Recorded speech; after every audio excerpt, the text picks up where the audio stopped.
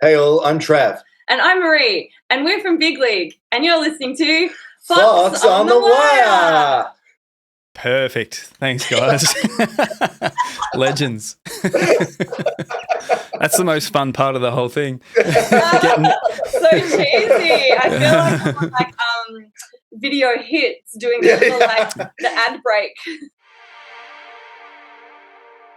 Welcome to the Foxx on the Wire podcast, where we talk with musicians and people in the industry from all around the world, all for the love of music. And that's I'm just gonna hit record. I'm trying to work out all my buttons here because I haven't done this for like 18 months. Right, okay. So you're my first victims in a while. You can just fix it in post if there's any fuck-ups. As long as I've hit record and everything, I think I've got everything in motion. But I mean, that's kind of why what you were just saying about like leaving the house and stuff. That's kind of why I started this podcast. You know, when I did was it is hard to get out and socialize and go and support other bands sometimes. You know, when you're doing your own thing and you're working and you're doing all this stuff. So I thought this was a good way to still keep in touch with people and promote the bands and just do that whole thing. So it was a good networking sort of thing, I thought. So I kind of miss it, and you guys have been on my list for a few years now to get on here. So I thought you might be a good way to kick me off for 2026. So yeah. Well, let's see if we can motivate you then. Right. Yeah, no, I feel motivated already, so thank you very much. All right, Trav and Marie from Big League, welcome to Foxx on the Wire. How you guys doing? Thanks for having us, man. No worries. As you said, we've been meaning to come on for a while too, and it's great to make it happen. Yeah, well, as I was just saying, this is my first podcast in about 18 months, so I'm going to be a bit rusty, but I thought you two would be the perfect ones to get me going again. And you have been on my short list of guests to invite on the show for quite a while, because I'm a big fan of your band, big fan of you guys, and we played together so much too. Yeah. I was trying to think back to the first time. Was it 2016 ish in Warrnambool?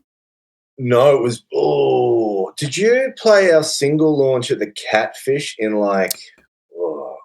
that would have been that would have been 2016 too, but early on, like February or something like that. Because for the people who don't know, you are. Is Old Etiquette still? Are you still calling that together? No, James has put that on the back burner for a little while, unfortunately. Yeah, so we played with yourself in Old Etiquettes for years, but James, as he does, James Harrison, he has a revolving door of musicians constantly. So it's hard to pinpoint which shows you were playing at and which ones. Tom, I think, was in the band at that point too. Yeah, I think we had the 3 guitars going, which was chaos. So it's really hard to find your spot amongst 2 other guitars and a bass. But I think the Catfish, I remember that one as well. That's when we had 3 guitars, and then I think the Warrnambool show we had 2, so I can't remember which came first. Probably. Yeah, oh my gosh, that's so cool. There's so many iterations of different band names and all of the tribute nights and stuff, but that's like 10 years ago. Yeah, that's crazy. Yep, it's and then we only just played together again at the Tote with you. Yeah, which was an awesome show. You guys were on fire that night. I think that lineup of Fleeting Persuasion really landed quite well too. Like you've got I mean, you guys have been playing bigger shows too, and it's really cool to see it take a solid form with the same musicians and all that. That was Simon's first show on bass. But yeah, as you said, it's a bit of a revolving door of musos. I've managed to keep my foot in the door for a while, which is good. Keeping James happy, but I'm not sure what's happening with the bass player position. That's been a huge revolving door in that band. But Simon's a great guy, and I'd like to see him stay, but I don't know I can't believe that was his first show with you guys, that he had like one rehearsal or something, and then you guys made him go in the middle of the stage in front of the drums, like no pressure, just take centre stage for your first show. That was awesome. If anyone can do it, he could. He's just a total pro, great guy. I've actually got him recording bass on my acoustic tracks coming up, so cool. He's just sent those through to me. So yeah, he's just a really cool guy, and was glad to meet him through the Silverchair tribute gigs that we've been doing. He's just one of those all-round guys who knows theory as well as knows just how to play. But because I'm not he's not just like nerding out in the corner. You can put him in the middle of the stage. Put him in the hot spot. And how do you go with sorry, you go. How do you go with musical theory? Is that are you trained? No, I was just going to ask you the same thing. How about you guys? No, I'll say no. I think if you listen closely, you can answer that question yourself. I mean, very basic things, but very basic things. I just don't have the brain for it, unfortunately. But, I kind of just like to dig deep, probably like you guys do. Just dig deep, see what's in there, see how it comes out without having too much thought behind it. And sometimes it can be a bit more interesting, like other people, friends in bands that are super, music nerds and stuff, that have, either been part of the band or whatever, and been learning a song that Trav's written, and they're like, that makes no sense. And they're like, but the thing is, you don't know what the rules are. So you're making up these weird, weird chords or tunings or whatever, because there's kind of no rules to start with. There are no rules. You're definitely unbridled by the common rules of Western harmony or anything like that. It's definitely left me open to do things without questioning whether or not it will work too much, or just give things a try, and if it sounds good, it is correct. And that's what makes you guys, or anyone for that matter, like their own original music. Like it's your sound and how you interpret what's coming out of you. If you think, if you got too many rules of, this chord technically doesn't work, in this scale or whatever it might be, you're sort of stuck in a box, I think. So, and all these things leave you open to sort of second guess yourself even more before you've even got something recorded. Yes. Like not so much now. I mean, like we've released so much stuff that, you're confident in what it's going to, what the band can produce. Like, especially in those early days, like just having the confidence to say, yes, this is a song and I'm happy with it and I think it's worth showing to people, that sort of thing. When you've only done 2 or 3 songs, that's a massive hurdle, I think. And to then bring musical theorem as a rule into what you're doing just seems crazy. I'm sure it works in some environments and some but I can't imagine it would work in the sort of style of music you do. And what is the process for songwriting in big league? Like, well, these days it's got heaps looser. I am very passionate about how the structure of a song in particular, but generally I try and have an idea to pass on to the band as undeveloped as possible, and that's only sort of come from working with lineups, not just the current one, but previously, like with Rennie playing guitar, where I had the confidence to know that regardless of what the rest of the band came up with, I was happy with what I was contributing. And so because I had confidence in the band, it was everything was a bonus that came next, sort of thing. So like in the early days, like Trav would kind of, I guess, almost have like almost a finished song, like that presented to us, like and like a second guitar part and everything. But now it's more like the song as just like on guitar and maybe no lyrics yet, or like melodic line but not really words. But then, everyone else just comes up with their own parts, but like maybe change things here and there, you know, as we're playing it together and learning it together. There's a bit more wriggle room because it's not finished. Yeah.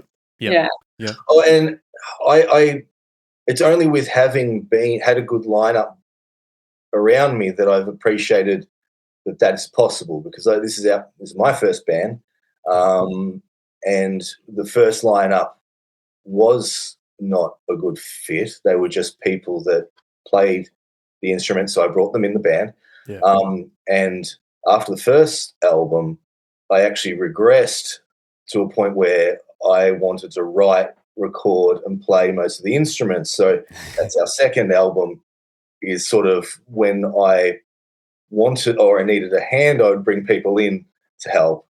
Then you see a big change in our third album, Heathen Sound, where then it's a collaborative journey. But I didn't really know that was possible until I had the right people around there. And it turns out I'm not a control freak. I just was in the wrong group. I was mixing with the wrong people. But so it's quite a enjoyable journey for me figuring that out. I don't know how you feel about it. You seem to like it too. Yeah, I'm still around. Yeah, it's good. Yeah. I'm still in the band, luckily. Yeah.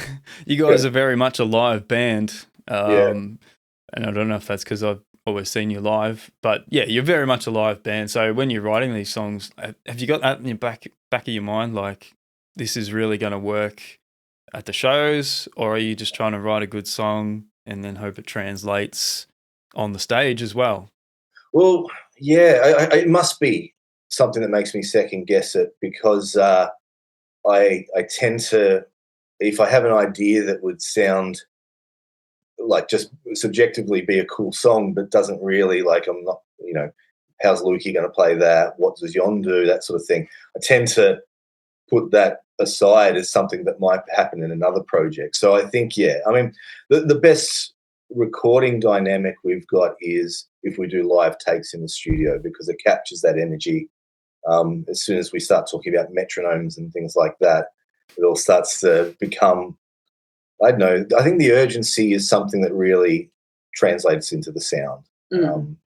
Busting out a song in a few takes and then just tidying up the bits that maybe didn't come through so well. But there's like a couple of songs that are on a couple of the last records that we pretty much have never played live. Like there's a couple of instrumental songs. There's a couple of like first tracks on a record, which is almost like a really short song or like an intro kind of thing, which are cool. There's one called Holding Out for the Big League, because Trav wanted to write his own theme song with the band name in it. And, kind of a wrestler's entry music, if you will. Absolutely. Yeah, that's a great idea. And we've never played those live. Like that one, me and Trav just recorded together, and so it's not all of them translate, but they're like fun little album curiosities. Like just recently, Yon, who hasn't been, well, he's been playing with us for a while now, but recorded this album with us, this record with us, and he was like listening to a bunch of big league stuff like online, and he's like, whoa, I found some deep cuts. Why don't we, I'm going to learn, like, he's like, I'm going to learn this. Why don't we play this? Which is kind of fun hearing like someone that's heard it for the first time that wants to learn it and play it. Do you know what I mean? It makes you listen to it differently, as not just the person that recorded it and he's like, oh, that's not a live song to play. We don't, you know what I mean? So it's cool. Must be hard to get a set list together, because you got probably a lot of material now. What do you got? 3 albums and an EP and all sorts of stuff. It'd be hard to. Well, I mean, we've always been.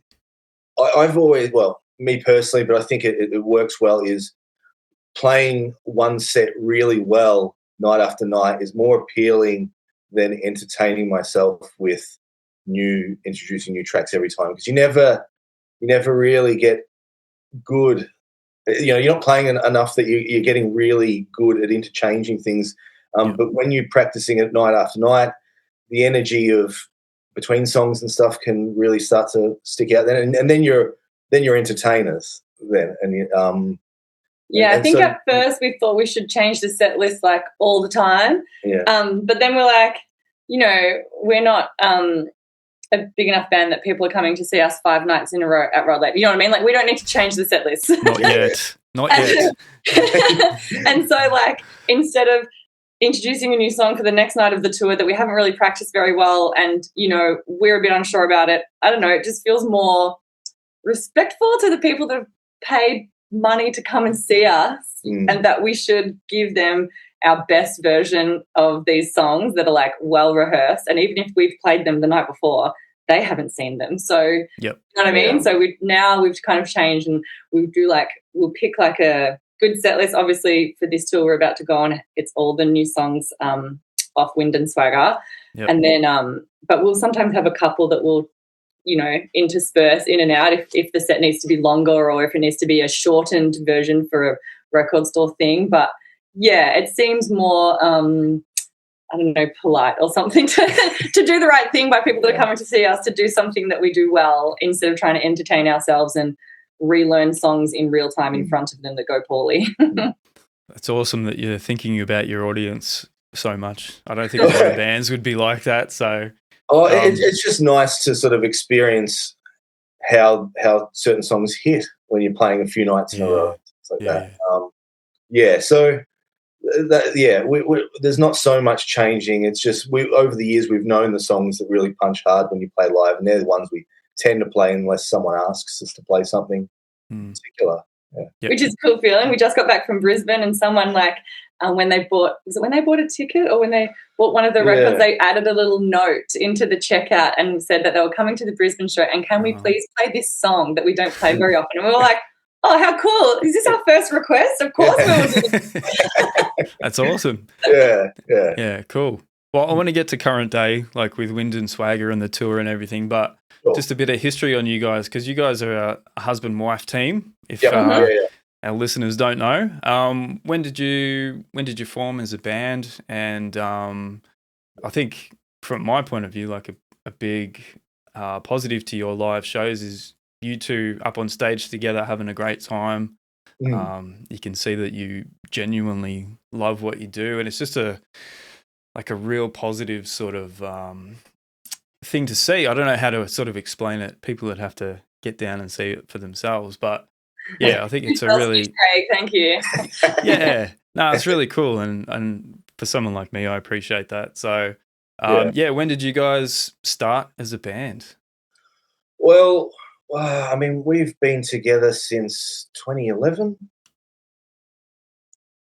Being one point. But to give a bit of extra context, actually, I brought this up. We played a record store in-store in Brisbane at Sonic Sherpa, and it was just so nice going in there. It's just like, you know, a small independent shop with like tons of CD racks, and we felt very at home because we met about 20-something. Don't do the maths too closely. It was a long time ago. Years ago at our Trav's uncle's record store where we both worked. So we worked together in a CD shop, and we're just massive music nerds and always like fantasized about the idea of starting a band one day, you know, and we were just housemates that worked at this record store. So, living our best high fidelity fantasy. I was going to say, this is a movie script for sure. And Marie, like, Marie's the most, maybe Luke, but Marie learned music at school. So she's the one that translate my ideas to the rest of the band and all that sort of thing.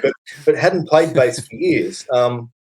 And I bought a guitar because I wanted to get better at playing. I'd got some lessons but kind of bombed out in high school. And she said, look, well, if you want to do that, I'll buy a bass too and we can just muck around a bit. And then it was only, I think, 2013, I started writing bits and pieces. Basically, I heard Guided by Voices, a record, Alien Lanes, for the first time. And I don't know, that, you know, the punk story where people heard punk and they're like, well, they're doing it, I can do it too. That was kind of the vibe. And so I started writing a bit, and then we jammed, and we've had friends play drums and bits and pieces, and we played our first show in 2015.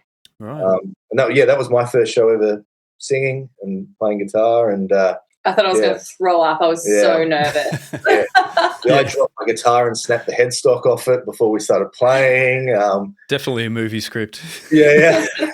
Wow. And so then, well, that's right. Yeah, and then sort of, I suppose, making up for lost time. I've really pushed to just record as often as we can, and whenever we've got material, we try and put something out. So we've been to America a couple of times. We've played at South by Southwest. Yeah, right. We've toured New Zealand. But I think the bottom line is we just like doing it together. Like, Luke is a friend we've known since, before, just out of school, maybe? Yeah. And he's played drums with us for years now too.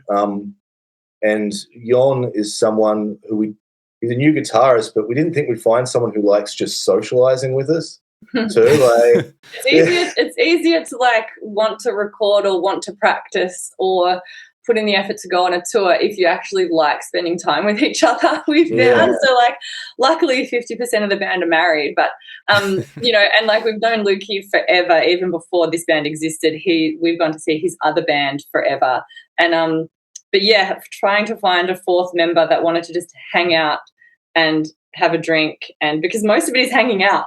You know what I mean? It's not particularly glamorous. It's just hanging out, and then there's some music playing. So Jon seems to want to hang out with us, which makes it really easy. That's nice. Yeah, and I don't know, like there's always the sort of ethos, like there's no delusions about making it or anything like that. Like it has never needed to be more than what it is at any particular point. So we just like doing it, so we keep doing it, and every time there's some level of success, it's just the icing on the cake. And which seems to be good. No one burns out from doing it like that, so it's nice. Well, I guess success is kind of hard to manage, sort of measure these days. But you guys are very DIY, and with the latest release, you did hit number 1 on the Aus Indies chart, so that's making it, right? That's something I can show to relatives who don't know anything about indie bands, so that's really cool. Yeah, that was a crazy. Yeah. We never had really bothered, not bothered, but we'd never thought of or tried to register any sales or anything like that, because we just figure we don't get millions of streams from being played in a cafe or a hotel lobby. Like, what's the point? We can't compete with any charts. But luckily, if you actually, we still don't get a crazy amount of streams, but because we actually want a physical media like a vinyl like you have behind you, thanks Craig, or CDs that people still want to buy those. And so we'd never registered our merch store with Aria before, but we just thought, well, maybe we'll just give it a crack. It's crazy. I feel like the big takeaway is, and something that I've always persisted with, is just making sure you do the thing that no one else can be asked doing. So, like, we got invited to South by Southwest because I filled out the form properly. And we happened to have a good video that someone liked and bits like that. Like, and the same deal with the being counted for the charts. Like, I just figured out how you do it to be counted, and then just, followed that through. It wasn't that much work, but it's something people don't do. So, it's... And I guess it's tricky as well, like, because, the chart says it's 100% DIY, and I did, Delta, we knocked her off her number 1 posse. Oh, yes. Because of pretty insane achievement since, 25 years ago, I was stacking her CDs on the shelf that we worked at. So, wow. Which is cool. But, there's, like, different levels of DIY. So, like Trav's filling out these forms. We're packing the records in our kitchen, all that kind of stuff. And so, but, some people might have, like, managers or, like, PR teams or booking agencies or whatever that help them fill out these things and apply for these things. And, but, sometimes you just have to try and work out how to do it. So in that way, it is a bit tricky to compete with those big machines, but yeah, you can find ways to do it.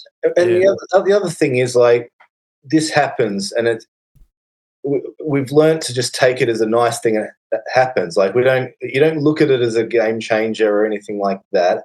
It's just something that's happened along the way that shows that people appreciate what you're doing, and you just keep toiling away at it. It's a really cool thing. But this week we're preparing to go on tour. We haven't got time for that, to dwell on that too much, because I'm getting ready for the next thing. And it just keeps you calm. It's a very almost Zen-like thing. It's that like ephemeral, it came up one week, oh, look at that, and then it goes away again. Like it's like a sand garden, you know what I mean? You're like, you made this cool thing, but it's going to disappear, so don't freak out about it. It's not forever. We have like real things, tangible things to focus on, like actual shows for the tour, not a chart, which no one really knows how it works anyway, and goes away so quick. So and like we opened for the Smith Street Band last year, and that's a big show for us, and it was really cool. But I suppose when we started, we always thought that getting on those lineups would be, they're the game-changing things that will set you on your way. But I don't believe that that's the case. And because we were just doing our own thing and just just persisting constantly, when we got asked to do it, it didn't seem like a game changer. It just seemed like a nice thing to have happen along the way. It's like just something that sort of is a pat on the back for doing what you do. And sometimes it's those nice things happen. It's like a positive injection into the path that you're already on. Totally. As opposed to it happens and then you're like, the big time's just around the corner and it doesn't happen. We're going to be famous after this. And going back to South by Southwest, like, we knew nothing much would come of it, but it is also an industry, what do you call it? A conference. And so when nothing inevitably does happen, you're still disappointed and you feel like you might have missed your shot. But I feel like that getting past that early on sort of changed our mindset of why you're doing it in the first place, I think. You guys are probably like me. Like, you've probably read, all the old biographies, like whether it's Nirvana or whatever it might be, and they play this show and then everything explodes after that, or they release this record, everything explodes after that, and it's just like on this whole different trajectory. And that was probably the case back then, but there was a lot of groundwork going on as well. Absolutely. And you're hearing about it because it's such a unique set of circumstances. But even one step further, Craig, where Nirvana blow up, and then all of a sudden there's kind of a gold rush in Seattle where anything that could be the next big thing is getting signed. So people are getting swept up in it, and you're like, where is that here? It's a nice fantasy. But with that Nirvana thing, like there was already a lot going on the ground in that whole Seattle scene, probably before Nirvana, definitely before Nirvana. They just took it to a new level and then, took everything along with them. So there was a lot going on, much like you guys are doing. You're doing all the hard yards and the hard work, and people don't always see that. They just see the highlights, and which is important to share the highlights, I think. But I think the message you like to get across to people is just like, if you really want to make a go of it, just do what you can. Don't like anything that you can do yourself. Do it yourself, because waiting for it to happen just drives you nuts and makes you a bit jaded. It's a completely fair point. All those bands were punk bands, sleeping on people's floors and touring way too much and eating garbage and all that sort of stuff before success came their way. And also, I don't know, I'm quite heartened by other local bands that, when we first started, we were absolutely desperate for someone to play us on, you know, Triple R or PBS, because then you'll be part of the clique and you'll be, you know, and it just doesn't happen like that, or maybe not at all. And but then, you know, we've got friends in this band called Vaudeville Smash, and they're not, you know, you might not think of them as like a trendy band that's like this like iconic like Melbourne band or anything like that, but they constantly sell out shows at like the Nightcat. And we just went to one the other night, and the audience is insane dancing up the front. They go and play like massive rooms in Japan. So do you know what I mean? It's not always, doesn't have to be this same road of like what you think like a successful band is. They've just been plugging away, doing their thing, not following trends, just doing their weird funk yacht rock that sometimes goes out of fashion and then is crazy cool again. You know, but they're just plugged away doing it, and they've found their fan base and they sell out shows. And I think that is super successful. Do you know what I mean? Yeah. Like they're not on these charts or anything either, but that doesn't matter. They're doing these huge, amazing shows, and they found people love their band. So it can look, different. That's a biggest success in itself, I think. It just Totally. maybe doesn't have the glitz, you know, to it, the glitz and glamour or whatever you want to call it. But having your own dedicated fan base like that, like that's probably the success you really want, I think. Yeah. It's gold dust, isn't it? Yeah. So the new EP, congratulations on the new EP. Oh, thank you very much. It was recorded with the best producer at the best studio in the universe, Mr. Joshua Whitehead at Crosstown Sound Studio. Mate, if you know, you know. Yeah, Right? that's right. Love What you, a Josh. dreamboat. So what's your relationship with Josh? When did you sort of start working with him? Well, the second biggest local legend, James Harrison, got us onto him. Yeah, it's pretty close. Yeah, pretty on par, aren't they? Two unsuspecting heroes of the scene.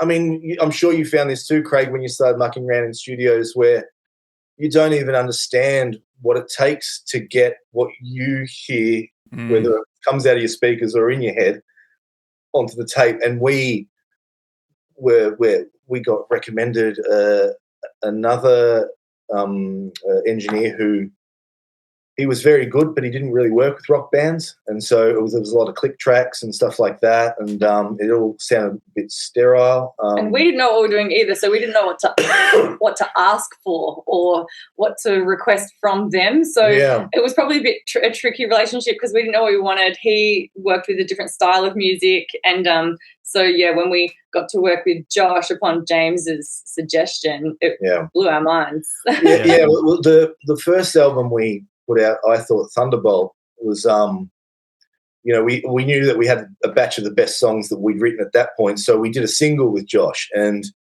we just clicked, and he likes the same kind of music as us, and came from a direction that just made more sense. And so then we did the album with him, and that was 2017 that record came out. And it's just, any time that we haven't recorded with him is just because I've been chasing something different. Like we did a Guided by Voices cover for a tribute record 2 years ago. And I just didn't have any aspirations to work with any other engineers. And so it was easy to come back to him and do this record. And we knew he was the right guy for us when the first recording we did at Crosstown, he said, just so I can get an idea of like a rough kind of vibe, is there a band I should think of as like the thing? And Trav said, do you know Teenage Fan Club? And Josh said, yeah, but what record? And Trav was like, we're on. Okay, we're going to go well together. Yeah. Nice. And Josh, he's a musician himself too, so and he's good for a laugh, and I just appreciate I don't like to give a lot of direction in the studio. Like I tend to feel that I've picked the engineer, and so I sort of want their take on it, and so I only offer as much direction as necessary to make their life easier.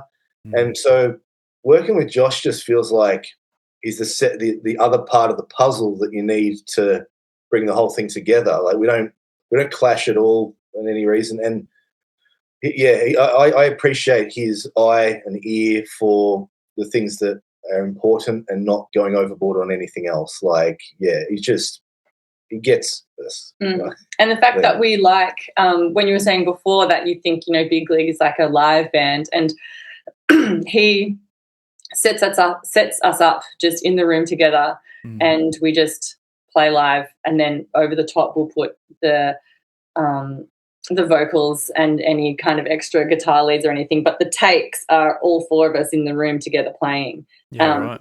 which that tries to get that good vibe, that live feeling vibe.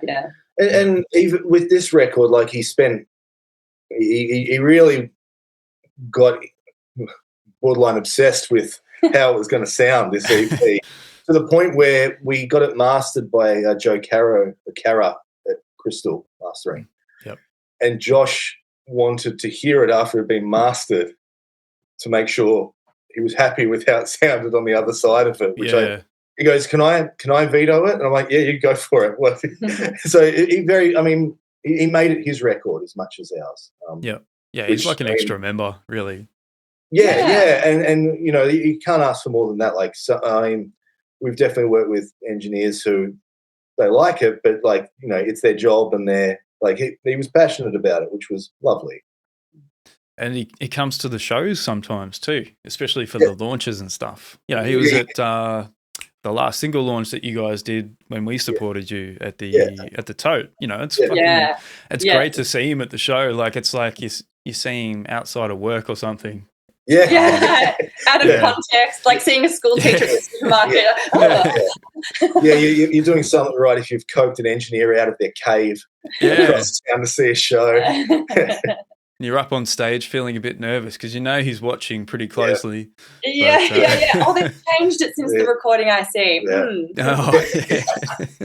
Can drill you after the show when you get off stage. But he's a great dude, Josh, and I'm currently working with him at the moment, but I'm doing a lot of it at home, unfortunately, just to save a bit of money, because I miss that collaborative thing, being in there with him, bouncing things off him, which I'm still doing, but not in person. So it adds up when you have to when you go in there and doing it all. And like, are you so collaborative? You're sort of, if you had your way, you'd spend a long amount of time in there mucking about with the songs in the studio. You like that? Yep, absolutely. Yeah, sure. It's a bit of a confidence thing as well. It's like, you do all these things and you got to ask somebody, does this sound good? Like, you sort of think it does, but then someone like Josh, it's nice to confirm it one way or another. I just found that there's fewer cooks when you're solo too, I suppose. You're not having the band. You're not it's not being vetted in the studio when you're practicing it as a band, are you? It's like might be the first time someone's heard it. That's a totally different vibe. So I still like that whole collaborative thing, even though I'm mostly a solo artist these days, but I still like to work with someone like Josh, and he's the perfect sort of guy to do that, I've found anyway. So 100%. So tell us about the tour, the Windandswagger tour. I think you guys were in Queensland last weekend. We played at Marie already said we played at Sonic Sherpa. The record store, and then we played at Junk Bar, which was a cool spot. Plenty of people came, had a good time. Cool. There were some super fans there. That's always a bit weird, but not on their part, but just like someone who's passionate about it like that. Like when people are bringing record sleeves from home that they want you to sign. Right. Success. That's success. It was really cool. It was really lovely. It was really nice, and we got to play with our friends, the Valerie Trails, and we actually squeezed in. I don't know when you'll be able to hear it actually, but we squeezed in. It was a really packed weekend. We went first thing in the morning after the boys landed. We picked them up in the van. We drove to our friend's recording studio just outside of Brisbane. That he's built, and he wanted a bunch of friends in bands to all do a song each, so he can put out kind of like a like a sampler of like things that he's recorded there. So we went and recorded a cheeky little cover song. Yeah. And then we drove straight to the record store to do the in-store, and then we drove to the venue that night. So it was a busy day, but hopefully that recording will come out soon. It was really fun. Yeah, cool. Well, we'll keep an eye on the socials for that one. Yes. I won't put you on the spot and ask you what song it was. we play it live a bunch. You've heard it, Craig. You've heard us play it. Okay. So you're heading to New Zealand in May and then back to Melbourne, Tassie, New South Wales in June. Yeah. Tickets and info at bigleague.net. Close, bigleagueband.net. Oh, typo, sorry. No, all good. I think Big League will take you to like a rugby league magazine. Oh, yeah. So you'll notice the difference when you get there. It's not us. We're constantly getting screenshots of people who have read Big League written somewhere else. Like there was a moment where the Don was referencing it quite a bit in his speeches. I'm like, great. Oh man. Big League Band is where all the tickets are, and but we're doing a little before we go to New Zealand in May. We're going to do a thing for Record Store Day on April the 18th, and that's going to be at Rocksteady Records in the city. Oh yeah, that's next Saturday. Yeah. Well, depending on when this comes out. Yeah, no, it'll be out before then. So give it a plug. Yeah, right. So this Saturday we're playing at Rocksteady Records with a bunch of other bands, Comedy, Billy Cart. Sorry to the others, I can't remember, but we'll have records to sign and all that if you want to come down and have a look. Excellent. We're at midday, and it's just like a huge lineup of music all afternoon. Yeah, cool. All right, awesome. Well, thank you guys for coming on. Thank you. Thanks for having us, We've Craig. been able to finally do it, mate. It's been good. So I think you've motivated me to get this podcast going a bit more in 2026. Your flow's good, man. We've been on for 45 minutes and it seems like 10. Oh, it's gone See how so quick it goes? Yeah. Yeah, so quick. I was just looking at it. I'm like, oh shit, we better probably wrap up. Could keep going. Keep them wanting more. We could waffle on for ages. So yeah. Well, good luck with the tour. Thank you very much. In May, and good luck with the Record Store Day. Congrats on the new EP release, Windandswagger. Thank you. Where can people pick up a copy of this besides Record Store Day, of course? On that same website, bigleagueband.net, you can grab yourself a copy with a shirt and we'll sign it for you if you like. Stubby holders, T-shirts. Stubby holders, locks of hair, all sorts of... Oh, cool. Well, you sent me a stubby holder. You didn't give me any hair. Yeah. I'm working on it, mate. Yeah, you can pick it up in person. Good luck with your recording too, man. Yeah. Thank you. I appreciate that. Thank you. Yeah, I'll be working on it today. So. How exciting! Cool. Yeah. All right. Well, thank you guys. Make sure you follow Big League on the socials. I'll put some links in the show notes below. And thank you very much for coming on, guys. Nice to see you again, and hopefully see you in person again soon. Yeah, we'll be playing together again soon, I'm sure. See you, Craig. Awesome. Thanks, guys. Thanks for tuning in, everyone. And we'll come back soon with another episode of Fox on the Wire. Cheers. Cheers.